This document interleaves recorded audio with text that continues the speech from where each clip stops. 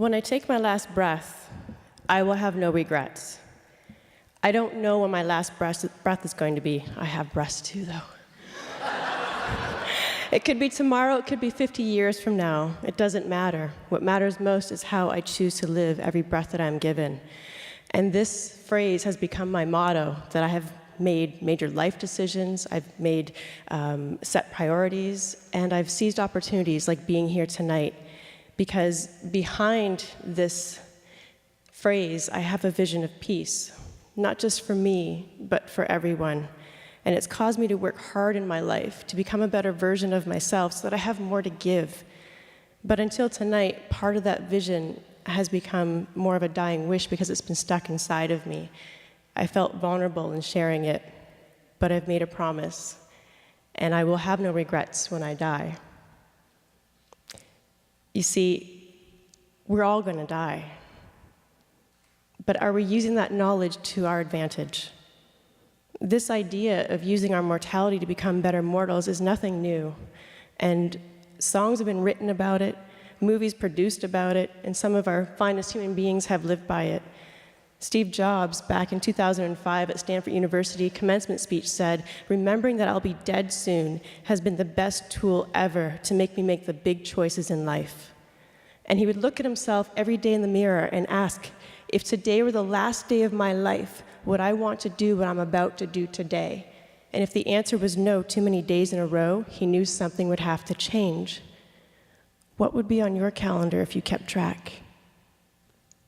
He used the wisdom of death to create a powerful tool to pressure himself to become a better human being. And I think that death offers that wisdom to us. The first piece of wisdom I think death has to offer is the fact that if we use the fear of death to create the death of fear, fear of failure, fear of success, fear of judgment, then we can actually overcome those barriers and be who we're designed to be. And also through the fear of death, it reminds us that really, what is there to be afraid of?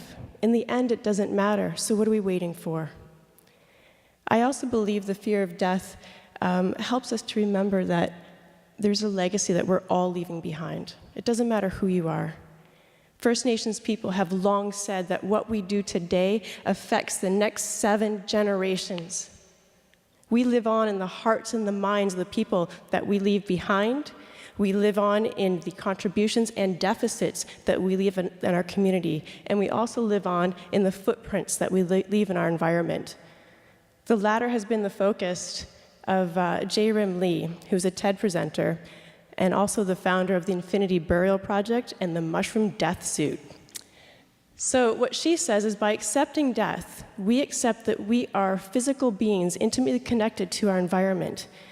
Now, her mushroom death suit has spores of mushrooms in it that are edible mushrooms selected for their ability to decompose our dead bodies and filter out the toxins that we've ingested over a lifetime.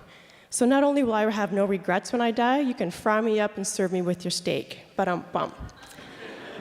Death helps us to avoid taking our lives for granted. Great quote by Oliver Wendell Holmes. Death tugs at my ear and says, "Live, I am coming." Live without regret, my friends. Which leads me back to my dying wish. Here it goes. I believe that peace is possible. Maybe not in our lifetime, but it's something that we have to actively pursue now.